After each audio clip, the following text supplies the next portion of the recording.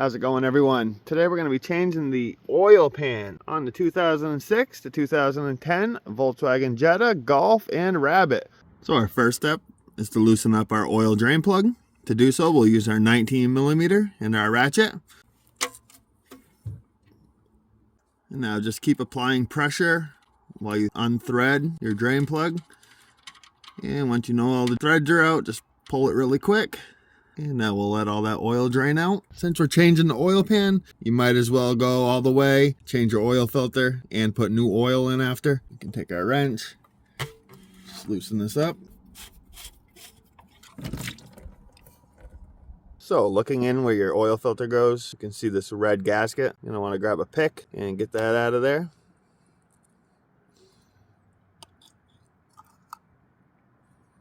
Your new filter will come with a new gasket. Just set it down in here.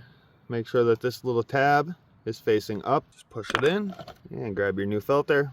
And it just slides right in. And this is all set to get reinstalled. If you guys need to pick up any of these products that I'm using in this video, I'll make sure to link them down in the description. I got a new oil pan gasket, the filter, as well as the oil. And now we can reinstall our filter. And we'll just get it tight and then give it like a quarter of a turn. So now that our oil's drained, new filter's in, it's time to start taking these 10mm bolts out that hold the oil pan in place. There's 25 of these. I'm gonna run this DeWalt impact driver, and I'm gonna use a 10mm socket from my Work Pro set. These are nice because they're magnetic. And there's no specific way to take these out. Just start from one point and work your way around. Now we're just going to use a flathead screwdriver, and we're just going to break the seal on this. You'll hear it kind of release. You can slowly work it around. And once you can get on both sides of your pan, drop your pan down. This part right here, this is your oil pickup. If you had to replace this, this is definitely the time to do it. It's only 3 screws holding it in place with a little gasket. And you can see right here, that's the bottom of your dipstick. So the next and very important step, cleaning up around the mounting surface. When this last oil pan got installed, they used silicone gasket. You want to make sure you get all that off with a razor blade, and then we will clean up with some brake cleaner or rubbing alcohol, anything to dry it out. This is very important. Make sure you do a good job and clean it up very nicely, or else you will have a leak.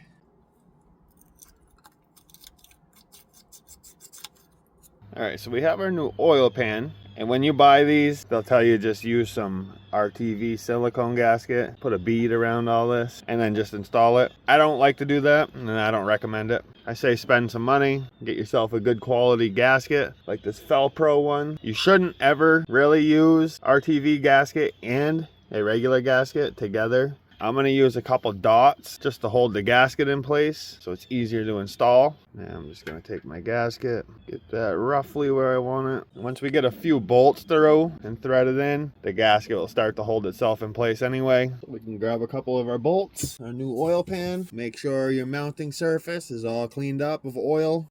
And slowly put it into place.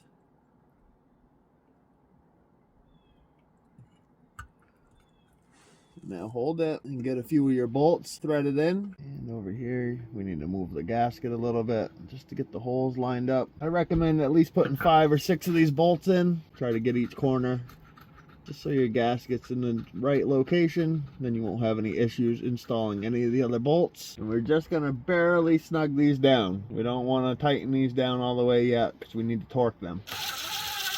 We're kind of going a cross pattern.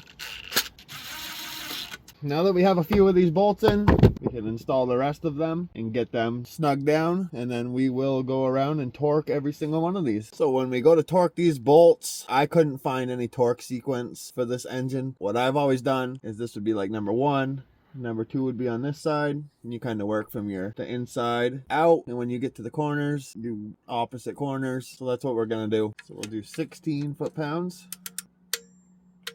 for number 2. And we can go right next to it for 3. That can be 4. And we'll come over here for 5, 6, 7, 8,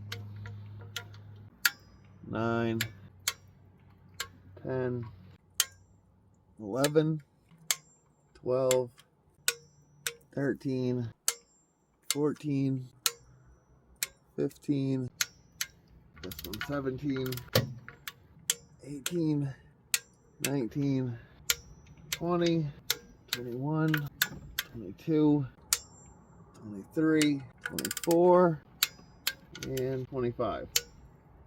It's never good to just start from one point and go around. It seals better if you crisscross everything. But now you just want to go around and double check, make sure all these are torqued down. If you have the same oil pan that I just ordered, this is a 17 millimeter. You want to make sure you double check that, make sure it's tight. I'm actually replacing mine with a magnetic drain plug. I like to have these. I'll make sure to add this drain plug down in the description. Put your crush washer.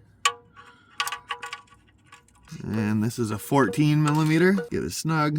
We'll give it like a quarter turn. So that completes everything as far as the oil pan installation. Now we can add our oil, which is 6.3 quarts. And then I'm going to start the car up and make sure that there's no leaks around the oil pan. I just added the oil, let the car run for a little while, and checked around. Everything looks good, no leaks. So that completes this job on how to replace your oil pan. If this video helped you out, if you could give it a like. If you have any questions, leave a comment. And if you're not subscribed to my channel, please hit that subscribe button.